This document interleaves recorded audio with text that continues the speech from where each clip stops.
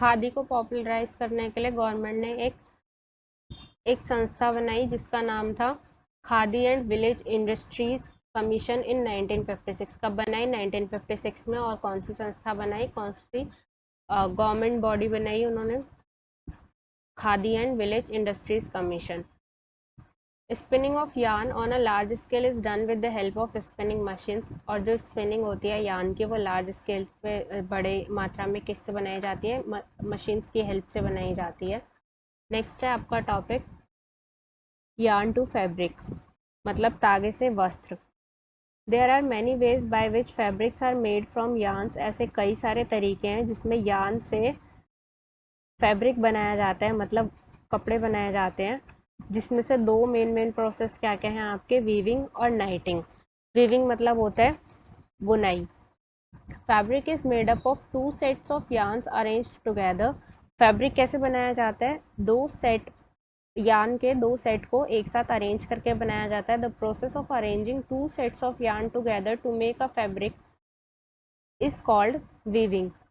Yarn के दो set को अरेंज करके फैब्रिक बनाया जाता है और उसी प्रोसेस को हम क्या बोलेंगे? वीविंग। यहाँ पे आपको कुछ ये एग्जांपल्स दिए हैं, पेपर स्ट्रिप से ये वीविंग कर रहे हैं। पिक्चर्स में देख के आपको क्लियर समझ में आ रहा होगा कि किसको हम वीविंग बोलते हैं। ये आपका जो है ये लूम्स पर किया जाता है। Weaving of fabric is done on looms. क्यों? क्योंकि जो ये तो आपको एग्जांपल्स दिए पेपर स्ट्रिप्स के, पर जो यार्न होते हैं वो काफ़ी ज़्यादा क्या होते हैं? पतले होते हैं as compare to paper strips. तो weaving of fabrics is done on looms, करघे पर किया जाता है weaving of fabric. And the looms are either hand operated और पावर ऑपरेटेड। और ये दोनों ही तरीके के होते हैं, ये हैंड से भी ऑपरेट कर सकते हैं इन लूम्स को हम, और पावर ऑपरेटेड भी होते हैं। सेकेंड है आपका नाइटिंग। नाइटिंग जैसे स्वेटर्स आपने बुने हुए देखे होंगे, उसी को बोला गया है। नाइटिंग में क्या होता है? बुनाई में ये इसमें आपका एक सिंगल यार्न से ही पूरा का पूरा फैब्रिक बनाया जाता है, पूरा कपड़ा बनाया जाता है। जैसे ये ऊन से क्या है बुन रहे हैं, तो इसमें एक ही धागे से पूरा का पूरा स्वेटर बुनेंगे ये, तो इसको क्या बोलेंगे हम? नाइटिंग। A single yarn gets pulled out continuously as the fabric gets unraveled।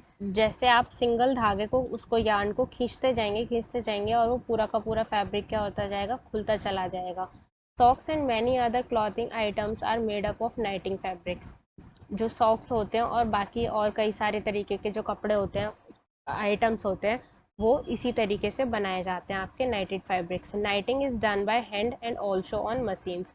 नाइटिंग का जो प्रोसेस है ये भी आपका किससे? हैंड से भी किया जाता है और मशीन से भी किया जाता है। नेक्स्ट है weaving and machines are used for making different kinds of fabrics. These fabrics are used of variety of clothes items. यहाँ पे आपके हिस्ट्री है क्लोथिंग मटेरियल की, कि आपने देखा होगा it appears that in those times people used the bark and big leaves of trees or animal skins and furs to cover themselves। Ancient time में क्या होता था, जब कपड़े नहीं थे तो लोग क्या करते थे? पेड़ों की छाल को या फिर बड़ी बड़ी पत्तियां जो होती थी पेड़ों की उनसे, या फिर एनिमल की स्किन से, या एनिमल्स के जो फर होते थे, पंख या जो उनके बाल होते थे, उनसे अपनी बॉडी को कवर करते थे। After people began to settle in agriculture communities, they learned to weave twigs and grass into mats and baskets। और फिर धीरे धीरे लोग जो है एग्रीकल्चर कम्युनिटीज़ में आने लगे, तो फिर उन्हें क्या क्या सीखा? Weave twigs and grass into mats and baskets, ये सारी चीज़ें बनाने लोगों ने पतली पतली टहनियों और घास को बुन के चटाइयाँ और टोकरियाँ बनाना सीखा। वाइन्स, एनिमल फ्लीस और hair were twisted together into a long strands. Vines को और एनिमल फ्लीस मतलब एनिमल के बाल्स को ट्विस्ट करके उन्होंने लंबे लंबे स्ट्रैंड्स बनाए। These were woven into fabrics, और उनसे उन्होंने क्या बनाए? फैब्रिक बनाए। फैब्रिक में उनको बुना। द अर्ली इंडियंस वोर fabrics made out of cotton. और जो शुरुआती लोग थे वो कैसे पहनते थे? जो फैब्रिक पहनते थे वो कॉटन से बने हुए पहनते थे। That grew in the region near the river Ganga. जो कॉटन कहाँ पर उगाई जाती थी? गंगा रिवर के पास में उगाई जाती थी। Flax is also a plant that gives natural fibres. Flax भी क्या है? एक नेचुरल प्लांट है। यहाँ पे ये क्वेश्चन इंपॉर्टेंट होता है आपका। फ्लेक्स के बारे में मोस्टली लोगों को नहीं पता होता है। Flax is also a plant that gives natural fibres In ancient Egypt, cotton as well as flax were cultivated near the river Nile and were used for making fibers. Egypt में ancient time पे Egypt में cotton और flex इन दोनों की जो है खेती की जाती थी, कल्टीवेट किया जाता था रिवर नाइल नदी के पास में, and were use for making fibres, और इनसे क्या करते थे, फाइबर बनाए जाते थे। और आपको ये सारी चीज़ें अभी पता ही है कि अभी क्या है, जब पहले सिलाई का नहीं पता था तो लोग डिफरेंट डिफरेंट चीज़ों से अपनी बॉडी को ढकते थे, और अभी जैसे जैसे स्टिचिंग करना लोगों को आ गया है तो अभी डिफरेंट डिफरेंट चीज़ें आ गई हैं, लाइक साड़ी, लुंगी, धोती, टर्बन। ये क्या है, ये आपके अनस्टिच्ड हैं।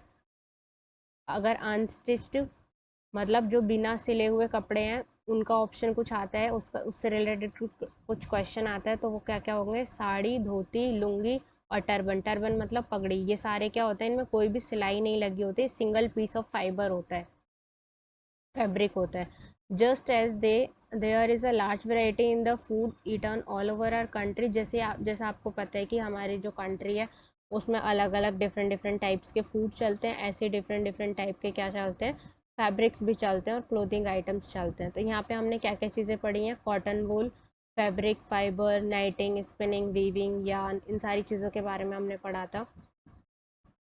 यहाँ पे fabric are made from yarn, fabrics जो होते हैं वो यार्न से मिलकर बने होते हैं, which in turns are made from fibres, जो किससे मिलकर बना होता है, फाइबर से। फाइबर्स आर इधर नेचुरल और सिंथेटिक, और जो फाइबर होता है वो नेचुरल भी हो सकता है और सिंथेटिक भी हो सकता है, जिसमें हमने नेचुरल में पढ़ा था कि कॉटन, वुल, सिल्क, जूट, ये सारे किसके एग्जाम्पल्स हैं, नेचुरल फाइबर के।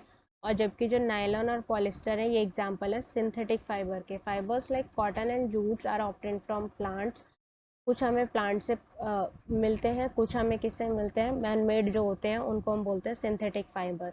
The process of making yarn from fibres, fibre से यार्न बनाने के प्रोसेस को हम बोलते हैं स्पिनिंग।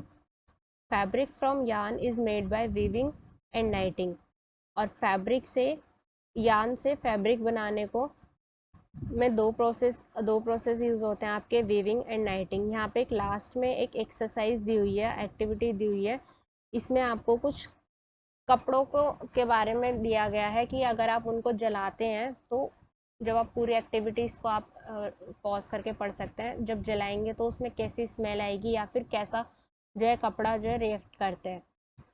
यहाँ पे आपके दो क्वेश्चंस हैं। एक तो यह है कि सूफी संत और जो पोइट कबीर थे, ये भी कौन थे, वीवर थे, मतलब बुनकर थे। सूफी संत और कबीर। और यहाँ पे जो है एक एक्टिविटी जो दी गई है, जिसमें आप डिफरेंट डिफरेंट काइंड्स के जो है क्लोथ्स को जलाएंगे और उसमें देखेंगे कि वो कैसे रिएक्ट करते हैं। जैसे लाइक अगर आप कॉटन के कपड़े को जलाते हैं तो वो जलता है, सिकुड़ता नहीं है और पिघलता भी नहीं है, ठीक है। और गंध उसकी कैसी आती है, जैसे कागज़ के जलने, जैसे आप जब हम कागज़ को जलाते हैं जैसे उसमें वैसी स्मेल आती है, सेम। तो ये लाइन्स आपकी जो है, ये यहाँ से पूरा का पूरा पैराग्राफ आपका इम्पॉर्टेंट है। They burned but do not shrink और मेल्ट, वो जलता है पर श्रिंक नहीं करता और मेल्ट नहीं करता, मतलब पिघलेगा नहीं और सिकुड़ेगा भी नहीं, और गंध कैसी होगी, कागज़ के जलने जैसी।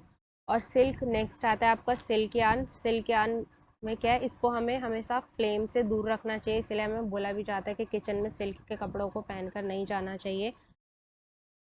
सिल्क क्या करेगा, जलेगा और ज्वाला से दूर होने पे, ज्वाला से दूर सिकुड़ता है, मतलब अगर आपने वो पहना होगा और आप हीट के पास जा रहे हैं तो वो आपकी बॉडी से ही चिपक जाएगा, इसीलिए मना किया जाता है। और ये पिघलता नहीं है। और इसकी स्मेल कैसी होती है, जले मांस के जैसी, ऑर्डर ऑफ चार्ड मीट। इसकी स्मेल कैसी होगी, odour of charred meat. The wool yarn also shrinks and burns but does not melt, और जब ऊनी होता है वो कैसा रिएक्ट करेगा, वो जलेगा, ठीक है, बर्न हो जाएगा, बट वो मेल्ट नहीं करेगा, पिघलेगा नहीं, सिकुड़ता है। तो ये चीज़ें ध्यान रखनी है। ऊनी क्या करेगा, जलेगा, सिकुड़ेगा, पिघलेगा नहीं, और जलते बालों जैसी स्मेल आती है। कैसी स्मेल आती है, they also melt and give an order of similar to the burning plastics, plastic के जैसी, और बालों यहाँ पे स्ट्रॉन्ग ऑर्डर होगा जलते बालों के जैसा। और सिंथेटिक यार्न होते हैं, सिंथेटिक यार्न श्रिंक भी करते हैं और बर्न भी करते हैं, और दे ऑल्सो मेल्ट, मेल्ट भी करेगा, और वो ऑर्डर किसके जैसा होगा, बर्निंग प्लास्टिक, जैसे प्लास्टिक जल रही हो। तो फ्रेंड्स इस चैप्टर में आप हमारी इतनी ही चीज़ें थी। आप एक बार इसको दोबारा से देखेंगे, इसमें आप वीडियो को एक बार दोबारा से भी देख सकते हो, और चैप्टर के नोट्स अगर साथ के साथ बनाते जाएंगे तो आपको इजी भी रहेगा। फ्रेंड्स वीडियो आपको कैसी लगी? वीडियो लाइक कीजिए, कमेंट कीजिए, अगर आपका कोई डाउट है चैनल को सब्सक्राइब कीजिए। Thank you for watching our video.